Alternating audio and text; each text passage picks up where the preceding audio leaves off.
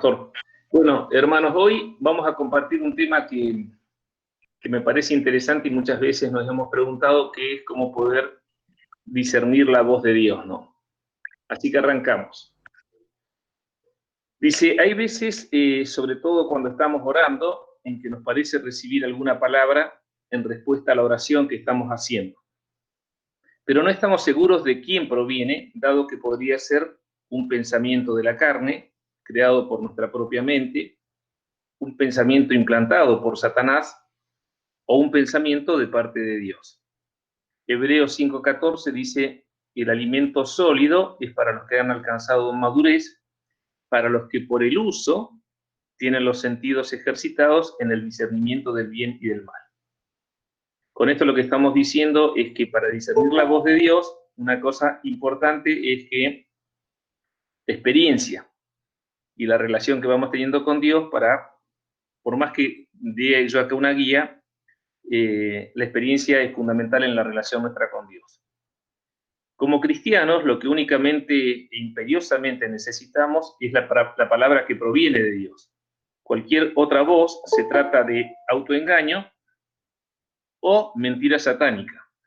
Pero para saber que esa voz proviene de Dios, necesitamos tener los sentidos espirituales ejercitados.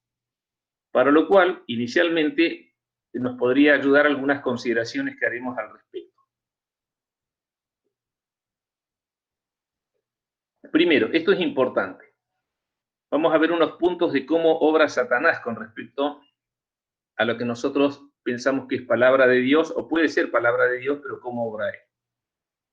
Primero, Satanás distorsiona la palabra de verdad.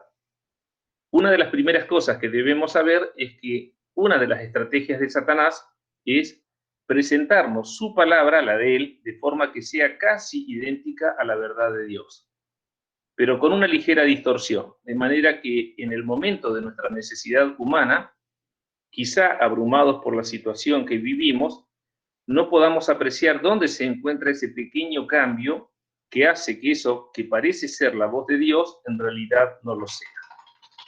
Como ya hemos dicho en otras oportunidades, que una gota de cianuro en un litro de agua parecería ser agua bebible, pero en realidad no lo es, sino que es veneno, es mortal. Génesis capítulo 3, versículo 1 dice, con que Dios ha dicho, no comáis de todo árbol del huerto. El pasaje anterior tiene mucho de verdad, pero también una palabra que es mentira. La palabra todo. Otro texto es el que está en Mateo 4:3, que dice, y vino a él, a Jesús, el tentador, refiriéndose a Satanás, y le dijo, si eres hijo de Dios, di que estas piedras se conviertan en pan. La palabra de mentira que se introduce es el sí condicional.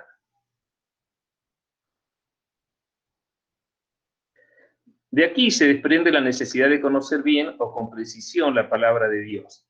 Es por eso que el apóstol Pablo nos exhorta en 2 de Timoteo 2:15, que dice, procura con diligencia presentarte a Dios aprobado como obrero que no tiene de qué avergonzarse, que usa bien, y esto es con precisión, la palabra de verdad.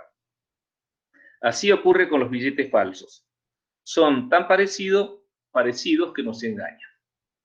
El problema surge en que son tantos que resulta imposible conocer todas las falsificaciones existentes, por lo que lo mejor, para no errar y evitar ser estafados, es centrarnos en conocer muy bien al billete verdadero.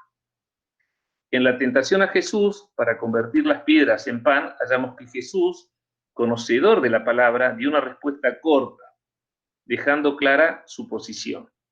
Mateo 4:4 dice, él respondió y dijo, escrito está.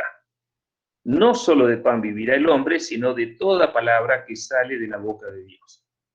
Jesús dijo lo suyo y no mantuvo diálogo con el tentador.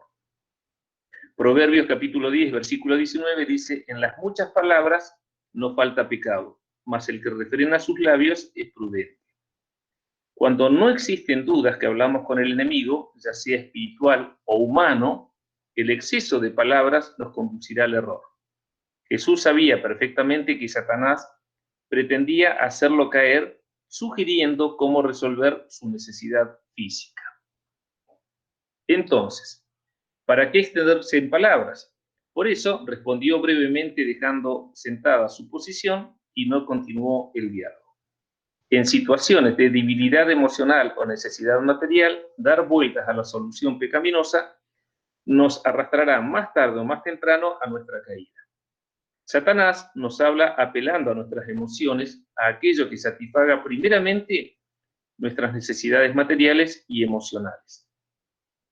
En Génesis capítulo 3, versículos 5 al 6, dice: sino que sabe Dios que el día que comáis de él, serán abiertos vuestros ojos y seréis como Dios, sabiendo el bien y el mal. Y vio la mujer que el árbol era bueno para comer y que era agradable a los ojos, y árbol codiciable para alcanzar la sabiduría. Aquí nos encontramos con que este texto tiene dos partes. Una parte que habla Satanás y una parte que se refiere a lo que dijo Eva. En este pasaje diferenciamos dos partes, una que corresponde a las artimañas de Satanás y otra que son las deducciones propias que hace la mujer. Eva considera que el árbol era bueno para comer, agradable a los ojos y codiciable para alcanzar sabiduría. Los dos primeros puntos afectan a los sentidos, bueno para comer y agradable a los ojos, que gobiernan el cuerpo. El tercero, eso de codiciable para alcanzar sabiduría, afecta a las emociones, una de las funciones que gobiernan el alma. Esos dos primeros puntos afectan los sentidos que tienen que ver con el cuerpo humano, bueno y agradable. Y lo codiciable con algo del alma. Satanás puso la carnada desvirtuando la palabra. Eva se encargó del resto, imaginando lo que podría alcanzar solo con aceptar ese ofrecimiento. Fueron los propios deseos de Eva los que no le permitieron escuchar lo que le decía Lucifer y luego leer la situación. Acordémonos que hemos dicho que lo natural habla del trasfondo espiritual. Según Eva, el árbol era bueno para comer, agradable a los ojos y codiciable para alcanzar sabiduría. El razonamiento de Eva fue: si como del fruto del árbol, lo cual no está mal porque necesito alimentarme, que es bueno y agradable, entonces seré como mi padre. Hay una codicia sin evaluación, algo que hace a mi crecimiento y progreso. El ejemplo de la vida diaria podría ser: si acepto ese trabajo, lo cual no está mal porque debo trabajar, con tan alto ingreso, entonces mejorará mi situación económica. Hay una codicia también, sin evaluar otras cosas, algo que hace a mi crecimiento y progreso. El pensamiento de Eva parecía no tener nada de malo, parece algo mínimo e inofensivo. Sin embargo, Eva, al igual que nosotros hoy, deberíamos confrontar las cosas contra la palabra de Dios. Cuando la respuesta que obtenemos se centra exclusivamente en la satisfacción material o emocional para hacer algo, hay una probabilidad muy significativa que esa no sea la voz de Dios. En el ejemplo de Eva con el árbol del conocimiento, vemos que ella veía en ese árbol el elemento que le permitiría satisfacer sus necesidades físicas. Era bueno para comer, e incluso su necesidad emocional, era agradable a los ojos. Ella se centró en sus necesidades y se olvidó del mandato dado por Dios en relación a este árbol. Mandato que tenía implicancias espirituales que Eva no contempló.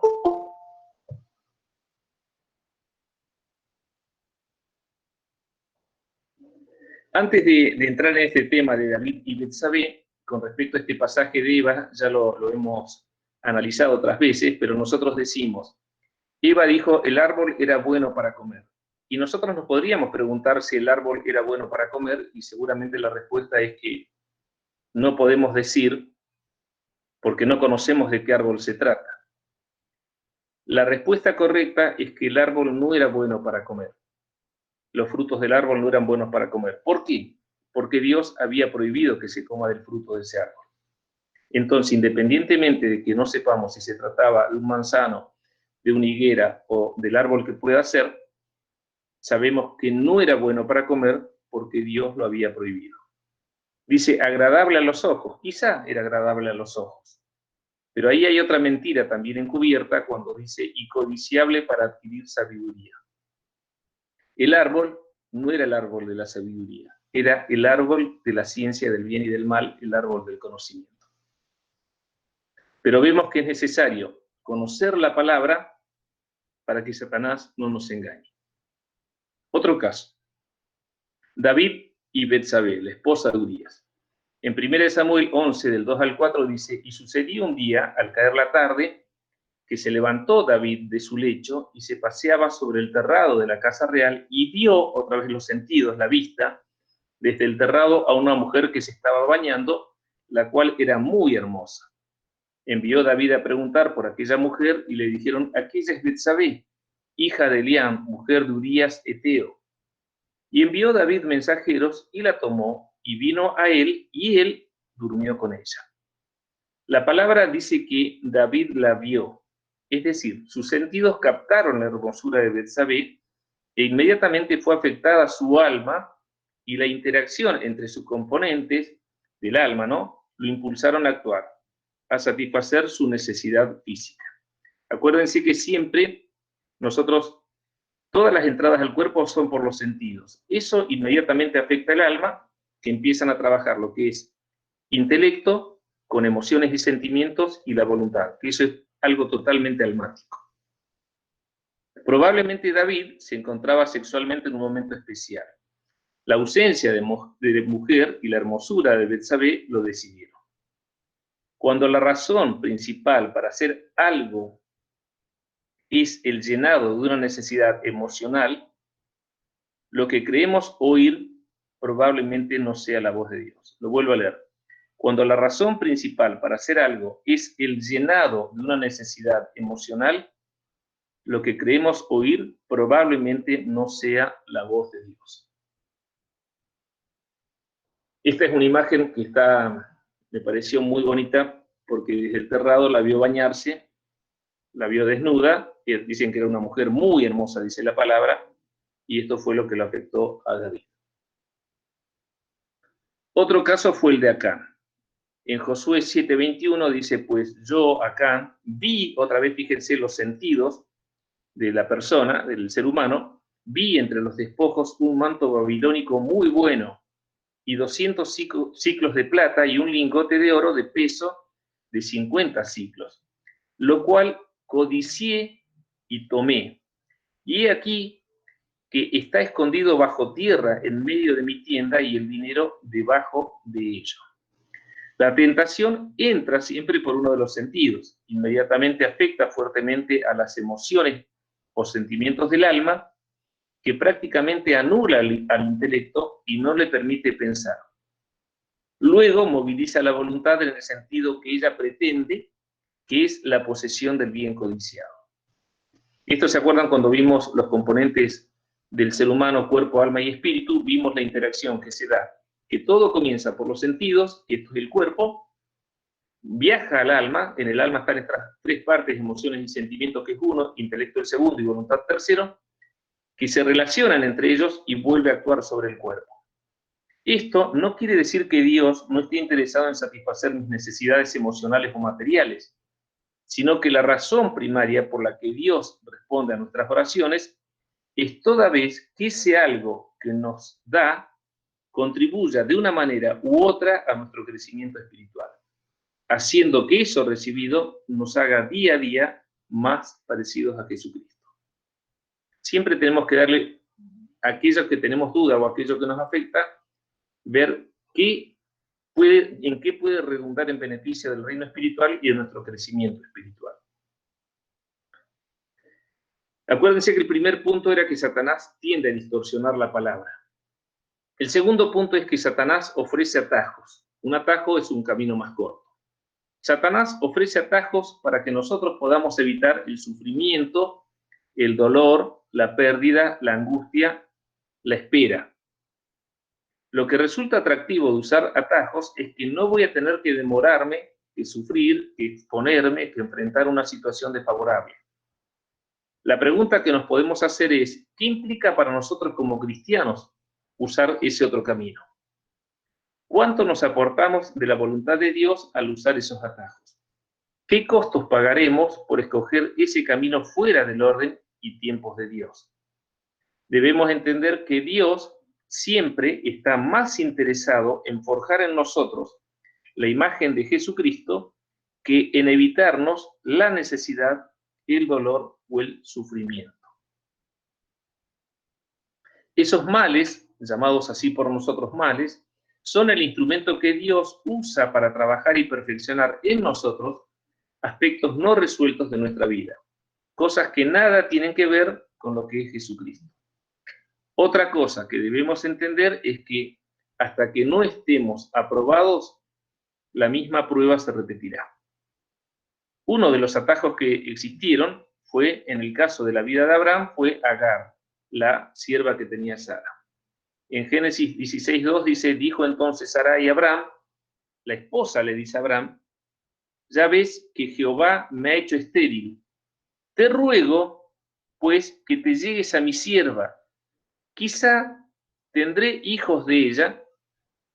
Y atendió Abraham al ruego de Sarai. Acuérdense que Dios le había dado la promesa a Abraham cuando tenía 75 años que iba a ser padre de multitudes.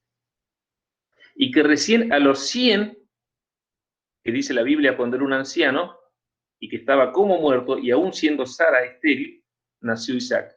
Pero aproximadamente a los 85 años es que ocurre este suceso en que Abraham se llega a la sierva de Sara, que era Agar. Este fue un atajo, algo en donde el hombre quiere contribuir con Dios para que se cumpla eso de Dios. Que por cierto, ahora les voy a mostrar una imagen, parece que Agar no era desagradable, era una mujer bonita, una mujer joven, lo cual a Abraham le pareció muy bien. Otro punto más, Jesús, con respecto a las tentaciones. Y después de haber ayunado 40 días y 40 noches, Jesús tuvo hambre y vino a él el tentador y le dijo, acá otra vez el condicional, si eres hijo de Dios, di que estas piedras se conviertan en pan. Ese es otro atajo que él podría haber tomado ahí. Acá una imagen que saqué de internet, estimo que Agar, por ser egipcia, era más morena, pero muestra que era una mujer bonita y que era para Abraham, que era un hombre grande, era una mujer apetecible, ¿no? Otro caso, David y Urías. En 2 de Samuel, capítulo 11, versículos 14 al 15, dice, venida la mañana, escribió David a Joab una carta, la cual envió por mano de Urías. Y escribió en la carta diciendo, poned a Urías al frente, en lo más recio de la batalla, y retiraos de él, para que sea herido y muera. Acuérdense que había dejado embarazada a Betsabé, lo había hecho traer a Urías del frente de batalla, comió con él, y le pidió que se fuera a su casa a dormir, porque seguramente iba a tener relaciones con su mujer, y entonces el embarazo de Betsabé iba a quedar disimulado en la relación que Urías tuvo con su esposa. Sin embargo, Urías se mantuvo en las puertas del palacio, y él dijo al día siguiente, cuando mis hermanos están muriendo en el frente de batalla, yo no puedo ir a descansar a casa. ¿Cuál fue el atajo, la solución más fácil que encontró David? Bueno, mandarlo al frente de batalla para que muera, como dice la palabra, para que sea herido y muera. Todos estos ejemplos que hemos puesto son formas rápidas de hallar la solución a un problema. Pero nuevamente nos preguntamos, ¿cuáles son las implicancias, los costos futuros de ese camino corto?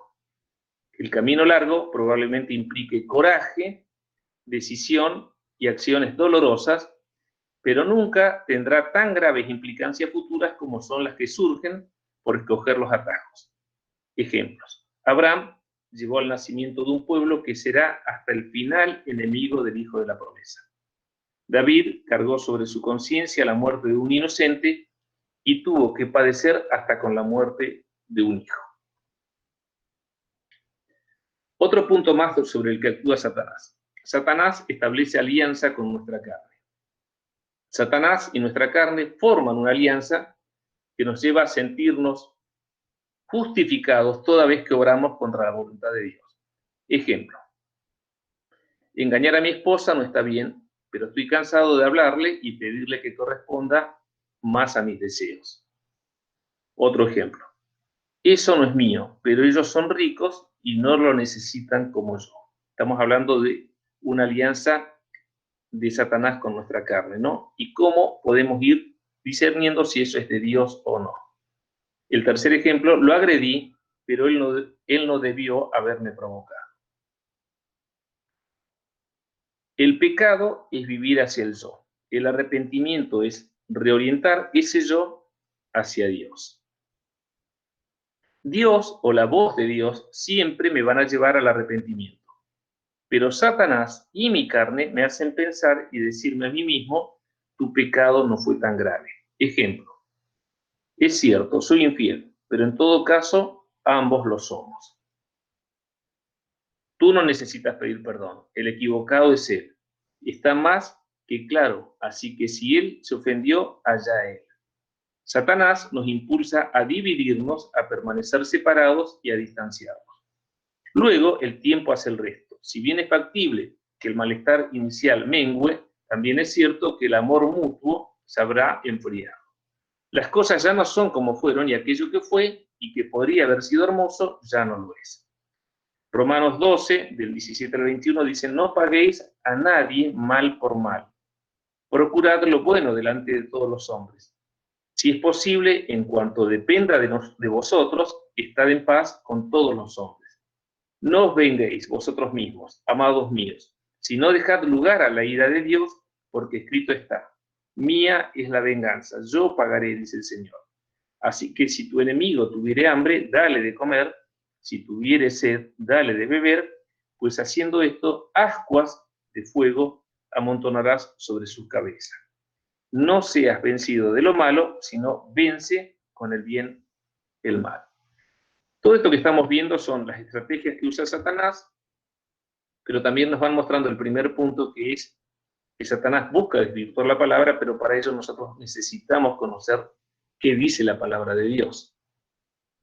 La voz de Dios es inconsistente con todo aquello que surge de esa alianza entre mi carne y Satanás, pero es consistente con el amor, con el vínculo de la paz, con la unidad del cuerpo de Cristo. Salmo 133:1 dice, mirad cuán bueno y cuán delicioso es habitar los hermanos juntos en armonía. ¿Es sencillo lograrlo? Inicialmente no, pero a medida que crecemos en el Señor, si es que crecemos, debería hacerlo. El hacerlo nos lleva gradualmente de cristianos carnales a hombres espirituales. ¿Esto lo es todo? No, por supuesto que no. Pero ir derrotando al ego es un gran avance en la madurez que Dios nos reclama.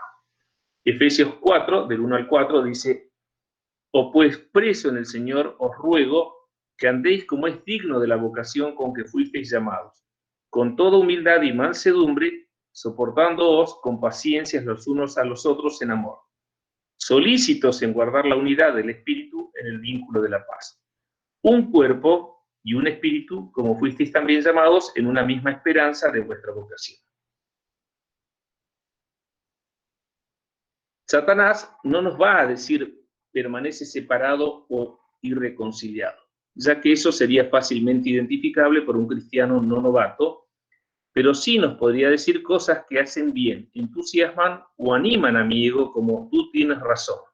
Él fue el que te ofendió, él es el que debería venir, él fue el que te hirió. Si no piensa, que pague las consecuencias, etc. Entonces, cuando yo oigo esas palabras que son inconsistentes con lo que es Dios, que son atípicas a la persona de Jesús, cosas que Jesús jamás me diría, entonces debemos tener claro que no estamos oyendo la voz de Dios, sino la voz del enemigo. Segunda de Corintios 2, del 10 al 11, dice, y al que vosotros perdonáis, yo también, porque también yo lo que he perdonado.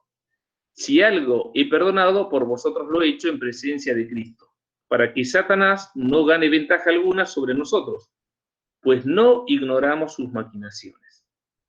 Pablo nos dice esto para que no nos queden dudas que uno de los ardides de Satanás es dividir los conflictos y la falta de perdón. Por lo tanto, cuando oímos algo así, debemos saber que no es de Dios, sino del enemigo.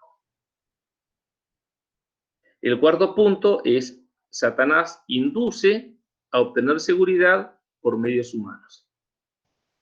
Esto es todo. Acuérdense que estamos viendo cómo entender la voz de Dios, cuando tenemos que tomar decisiones, cuando oramos y decimos, bueno, ¿esto será de Dios o no? Bueno, estas cosas son las que tenemos que tener en cuenta.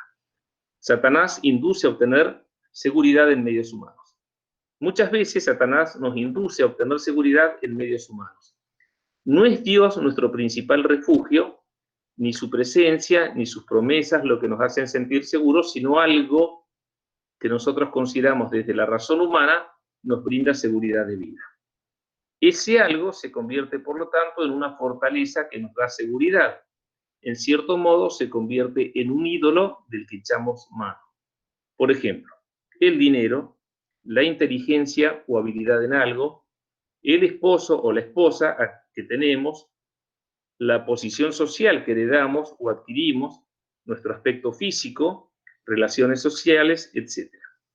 Por ejemplo, cuando ante una necesidad confiamos que la respuesta de Dios será proporcional a la cantidad de dinero que consagramos en un pacto con Él. Esto lo quiero aclarar y ya vamos a ver pactos. No existen estos pactos que se hacen en muchas iglesias en donde ante una necesidad se llama al cristiano a pactar. ¿Cuál es tu necesidad? ¿Qué le ofreces vos a Dios? Es como un intercambio, es un negocio. Eso no es bíblico. En este caso estaremos cometiendo un triple error en el caso de querer pactar. Por un lado, mal creemos que el hombre puede pactar con Dios, moviendo así su voluntad con algo material. Segundo, por otra parte, estaremos, aunque quizás sin darnos cuenta, haciendo de Dios un ser elitista. Y tercero, finalmente, sacamos del centro al amor de Dios para confiar que la respuesta vendrá por el monto de lo pactado. Hacemos de Dios un vil comerciante que juega con las necesidades de sus hijos. Salmos 20, versículos 7 al 8, dice: estos confían en carros y aquellos en caballos, mas nosotros del nombre de Jehová nuestro Dios tendremos memoria. Ellos flaquean y caen, mas nosotros nos levantamos y estamos en pie. Algo similar le sucedió al rey David. Primera de Crónicas 21 del 2 al 7 dice: y dijo David a Joab y a los príncipes del pueblo: id, haced censo de Israel desde Beerseba hasta Dan, e informadme sobre el número de ellos para que yo lo sepa. Y dijo Joab: añada Jehová a su pueblo 100 veces más, rey señor mío. ¿No son todos estos siervos de mi señor? ¿Para qué procura mi señor esto? Que será para pecado a Israel. Mas la orden del rey pudo más que Joab. Salió por tanto Joab y recorrió todo Israel y volvió a Jerusalén y dio la cuenta del número del pueblo a David. Y había en todo Israel 1.100.000 que sacaban espada, y de Judá 470.000 hombres que sacaban espada. Entre estos no fueron contados los levitas ni los hijos de Benjamín, porque la orden del rey era abominable a Joab. Asimismo, esto desagradó a Dios e hirió a Israel. ¿Dios hirió a Israel por realizar un censo? No. Tal como le dijo Joab a David, el realizar el censo se constituyó en pecado para Israel, porque David quitó del centro a Dios, quien era el protector de Israel, y quiso estimar cuáles eran sus propios recursos militares y la cantidad de ellos para hacer frente a un posible conflicto bélico con sus vecinos. ¿Qué hizo que David se equivocara de este modo? La respuesta la encontramos en el versículo 1 del mismo capítulo. En Primera de Crónicas 21:1 dice: pero Satanás se levantó contra Israel e incitó a David a que hiciese censo de Israel. Pero Satanás se levantó contra Israel e incitó a David a que hiciese censo de Israel. ¿En qué momento Satanás incitó a David? Descartamos el consejo de Joab por la forma en que su consejero se opuso al censo. Tal vez esta idea haya nacido durante el tiempo de oración de David. Fue entonces cuando Satanás implantó la idea del censo, quizás como respuesta ante la manifestación audible de David de preguntarle a Dios cómo defenderse de los enemigos que lo asediaban. David supuso que como él estaba orando, era Dios quien respondía y evidentemente se equivocó. Jeremías 17:10 dice: yo, Jehová, que escudriño la mente, que pruebo el corazón, para dar a cada uno según su camino, según el fruto de sus obras. Dios es quien escudriña la mente y el corazón. Es decir, solamente Dios sabe qué hay en mi mente y en mi corazón. Pero una vez que abrimos nuestra boca pronunciando palabras audibles, también Satanás se pone al tanto de nuestras preocupaciones, anhelos, temores, etc. Es por ello que la oración audible siempre debe iniciarse pidiendo a Dios que guarde ese momento como algo exclusivo entre Él y nosotros, y que aún le resulte imposible a Satanás leer nuestros labios. Al estar en tiempo de oración, suponemos que es Dios quien nos responde, y como hemos visto, no siempre es así. La oración es un momento especial de apertura espiritual, pero deberíamos considerar que es tanto de apertura para lo bueno como para lo malo. Veamos el siguiente relato. Un indio es llevado a recorrer una gran ciudad cuando en medio del bullicio cotidiano, en un momento dado, él dice: oigo un grillo. Imaginen la expresión de asombro y descreimiento de sus acompañantes. Oír un grillo en tanto sonido, entre tantos sonidos. Avanzan unos pasos más y poco después, debajo de una mata, encuentran al insecto. ¿Cómo lo haces?, le preguntan. Es muy sencillo, responde. Entonces toma una moneda entre sus dedos, la muestra y dice: cierren por un instante sus ojos y escucha. Luego de lo cual la lanza al aire, dejándola caer. Al abrir sus ojos, sus acompañantes, orientándose por el sonido escuchado, buscan la moneda hasta que uno de ellos la encuentra. Inmediatamente el indio dice: ven, todo depende de lo entrenados e interesados que estemos en oír. Satanás está entrenado e interesado en oír, principalmente la voz de los cristianos. Ahora, nosotros los cristianos, ¿estamos entrenados para oír la voz de Dios? La palabra de Dios dice: mis ovejas oyen mi voz y yo las conozco y me siguen. Esto lo dice Jesús. Del mismo modo, podría sucedernos en una reunión de mujeres, donde haya cientos de ellas. Tranquilamente, en medio de ese gentío, podríamos diferenciar la voz de nuestra madre o la voz de nuestra esposa. ¿Por qué? Simplemente por el tiempo que hemos pasado con ellas. Por eso, respondiendo a la pregunta, tal vez podamos decir: quizás sí, quizás estemos entrenados en oír la voz de Dios, pero muchas veces ese entrenamiento es distorsionado por los intereses de las personas. No es que Dios no nos hable, sino que nuestra humanidad acomoda esa palabra a lo que más le conviene o le interesa. Quinto, Satanás nos incentiva a centrarnos en las cosas de los hombres. Cada vez que pensamos en fama, reputación, vergüenza, evitar el dolor, evitar el sacrificio, recompensa por lo hecho, en detrimento de la obra de Dios, debemos saber que tales cosas no vienen de Dios, que no responden a los estándares bíblicos y sí a los del mundo. En Mateo capítulo 16, versículo 22 al 23 dice: entonces Pedro, tomándolo aparte, comenzó a reconvenirle diciendo: Señor, ten compasión de ti, en ninguna manera esto te acontezca. Pero él, Jesucristo, volviéndose, dijo a Pedro: quítate de delante de mí, Satanás, me eres tropiezo, porque no pones la mira en las cosas de Dios, sino en las de los hombres. Pero claro, no resulta sencillo optar por las cosas de Dios cuando éstas nos implican pérdidas o sacrificios, no tan solo personales, sino también que afectan a nuestra familia.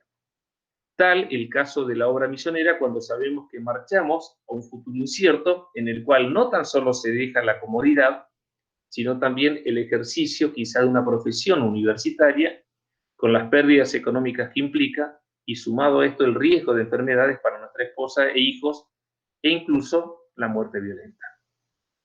Filipenses capítulo 2, versículo del 7 al 8 dice: sino que Jesús se despojó a sí mismo, tomando forma de siervo, hecho semejante a los hombres, y estando en la condición de hombre, Se humilló a sí mismo haciéndose obediente hasta la muerte y muerte de cruz.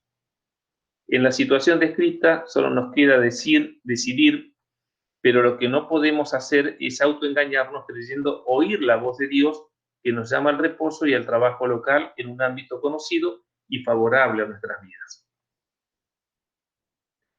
En 1 Samuel, capítulo 15, del 24 al 26 y el 30, dice: entonces Saúl dijo a Samuel: yo he pecado, pues he quebrantado el mandamiento de Jehová y tus palabras, porque temía el pueblo y consentía la voz de ellos. Perdona pues ahora mi pecado y vuelve conmigo para que adore a Jehová. Y Samuel respondió a Saúl: no volveré contigo, porque desechaste la palabra de Jehová, y Jehová te ha desechado para que no seas rey sobre Israel. En el 30 dice: y él dijo: yo he pecado, pero te ruego que me honres delante de los ancianos de mi pueblo y delante de Israel, y vuelvas conmigo para que adore a Jehová tu Dios. La carne, el cuerpo y el yo, que es el alma, tratan de preservarse mutuamente. Dios se centra en llevar al hombre a su salvación. La voz de Satanás nos incentivará a actuar por vista. La carne en alianza con Satanás siempre nos conducirá a la preservación del propio ser en detrimento de los planes de Dios. Si no se sale de la barca, nunca caminaremos sobre las aguas. Bien, estos son los 5 puntos en los cuales nosotros hemos visto que, y los vamos a ver al final como resumen, está el resumen atrás, que Satanás influye para distorsionar la voz de Dios, cuando nosotros decimos Dios nos habla. Pero acá tenemos unos indicadores para discernir la voz de Dios. Las preocupaciones, las urgencias, mis propios deseos, las prioridades de lo natural, no me dan quietud para oír, por lo que necesito aquietar mi vida para poder oír. En principio, disponer de un tiempo de sosegada, íntima y continua, no esporádica, oración en el lugar secreto con el Padre. Pero para oír la voz de Dios, también debo tener una mente abierta, lo que implica que puedo oír algo contrario a mi propia voluntad e intereses. Primero, estos son los indicadores. La voz de Dios es consistente con su palabra. En Jeremías 8, del 8 al 9 y en Juan 5, 39 nos encontramos que dice: ¿cómo decís, nosotros somos sabios y la ley de Jehová está con nosotros? Ciertamente la ha cambiado a la palabra en mentira la pluma mentirosa de los escribas. Los sabios se avergonzaron, se espantaron y fueron consternados. He aquí que aborrecieron la palabra de Jehová. ¿Y qué sabiduría tienen? El segundo punto, el segundo indicador. La voz de Dios es consistente con su carácter. Y tenemos ahí los pasajes bíblicos.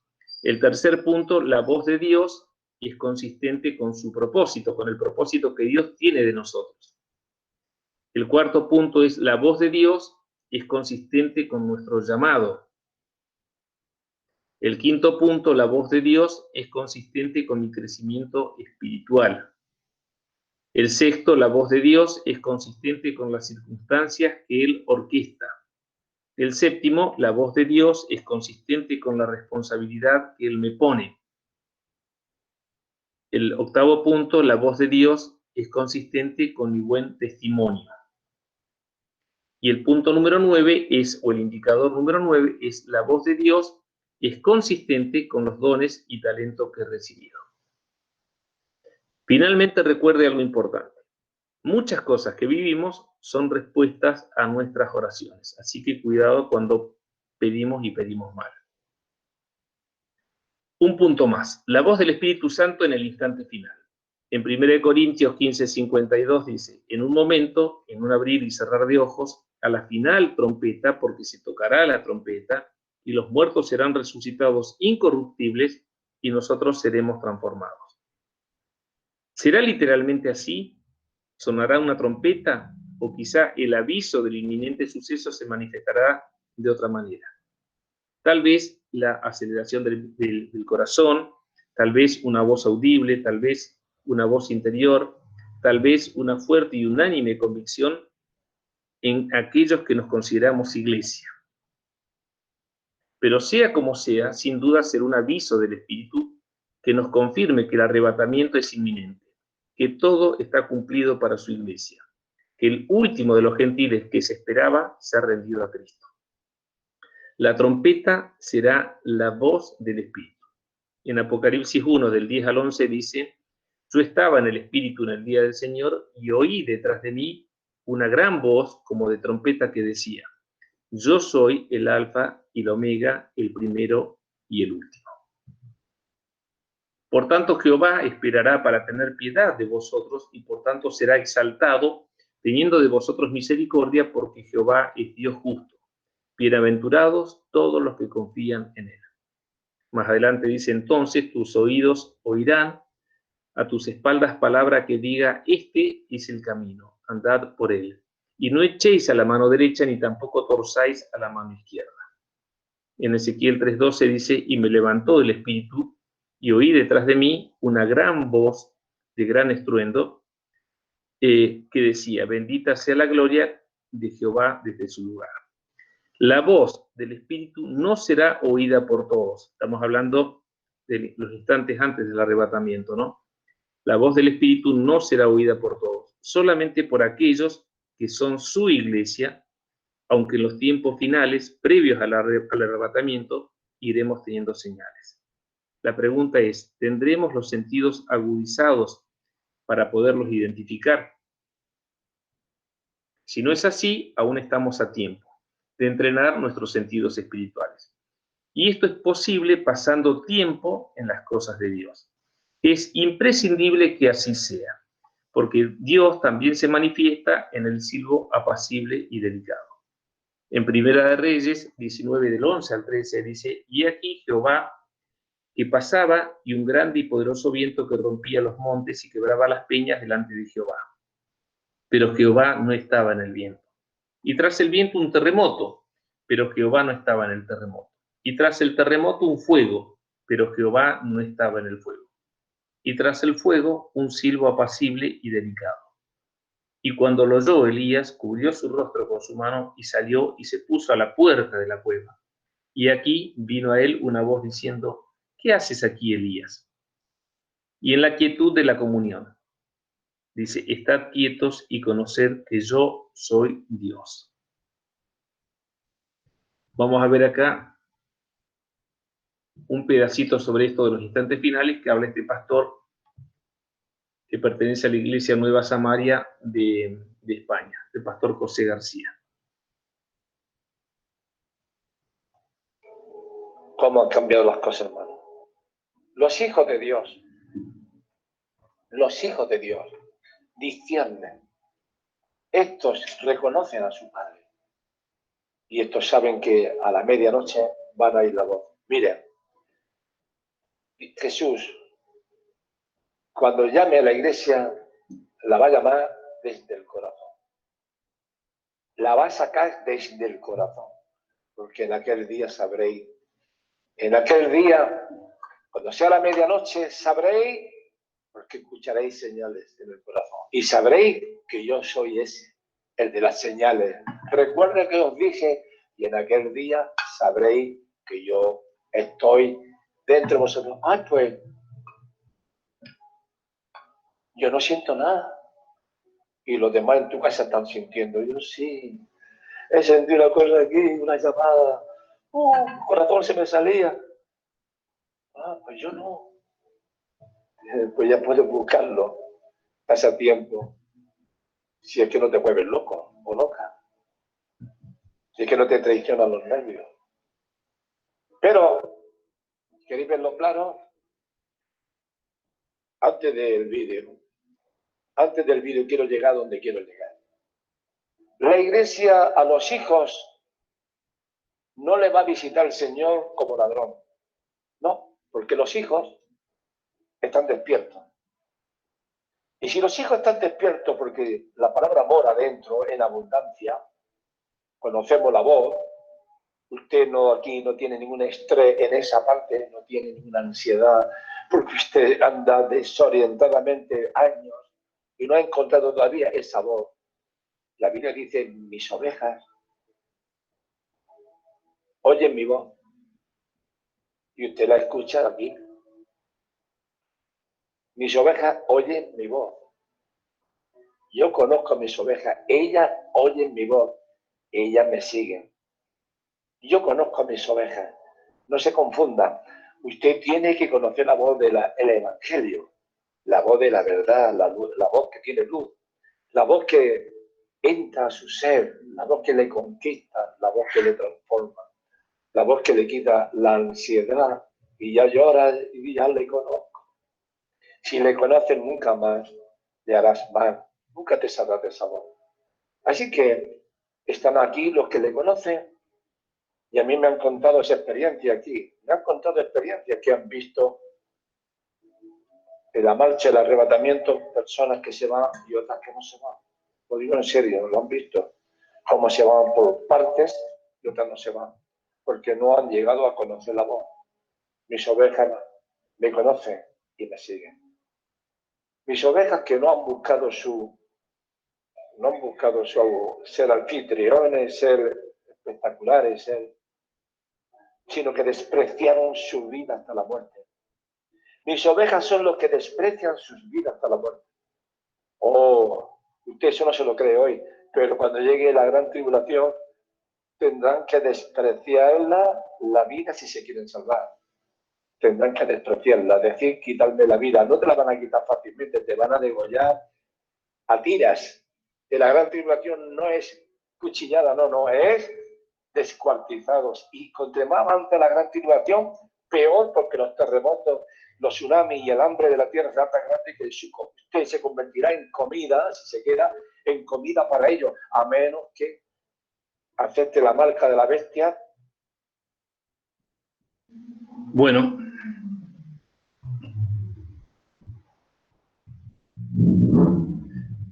hasta aquí es cómo oír la voz de Dios. Miren, hagamos un repaso para que nos quede. Acordémonos que comenzamos viendo 5 puntos. En cuanto a la voz de Dios, Satanás distorsiona la palabra de verdad, acuérdense de eso. Pero para saber que la distorsiona, tenemos que conocer la palabra verdadera. Acuérdense que fue tan osado el ataque de Satanás que al mismo Jesús le dice, si eres hijo de Dios. El segundo punto es que ofrece atajos, el camino más corto, tal cual lo que le ofreció a Abraham en la espera. Le ofreció una mujer joven, una mujer hermosa, con la cual tener relaciones y tener un hijo que no correspondía al plan de Dios. Establece alianzas con nuestra carne. Induce a obtener seguridad por medios humanos, dinero, títulos, relaciones. Incentiva a centrarnos en las cosas de los hombres. Fama, comodidad, dinero, prestigio, bueno. Todas esas cosas son indicadores para saber cuando oramos y tenemos respuesta, si puede ser voz de Dios o está afectado por Satanás. Y los indicadores para discernir la voz de Dios, acuérdense, la voz de Dios es consistente con su palabra. La voz de Dios nunca puede ir en contra de su palabra. La voz de Dios es consistente con el carácter de Dios.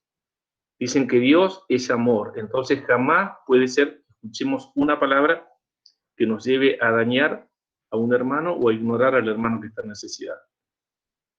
La voz de Dios es consistente con el propósito que Dios tiene de nosotros. El propósito que tiene de nosotros fue que nos creó para su gloria, para que realicemos toda obra buena que fue preparada desde antes de la fundación del mundo para nosotros, y que día a día nos parezcamos más a Jesucristo. Si algo nos saca del propósito de Dios, indudablemente eso no es voz de Dios. La voz de Dios es consistente con nuestro llamado. Nosotros tenemos un llamado para hacer algo, para servir en algo a la iglesia.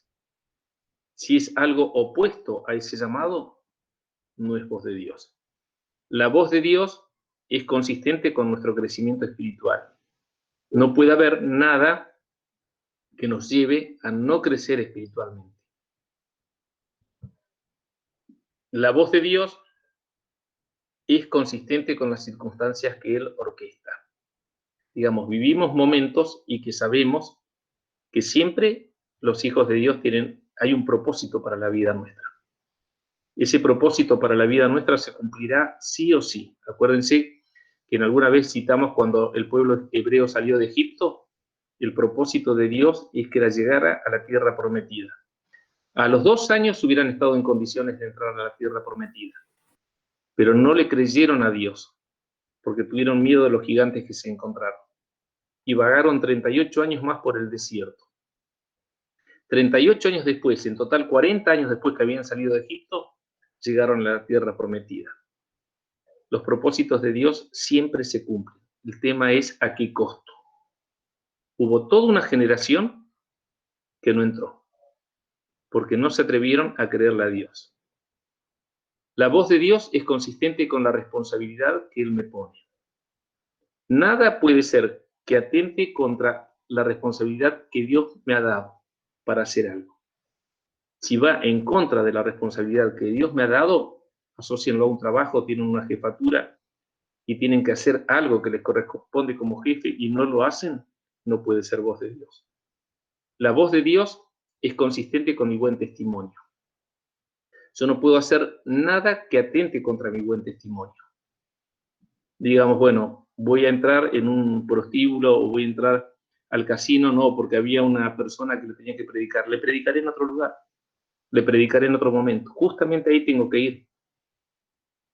La voz de Dios es consistente con los dones y talentos que he recibido. Si tengo el don, por ejemplo, de sanidad, el don de milagros, el don que sea, bueno, nada puede ser que me impida ejercer mi don.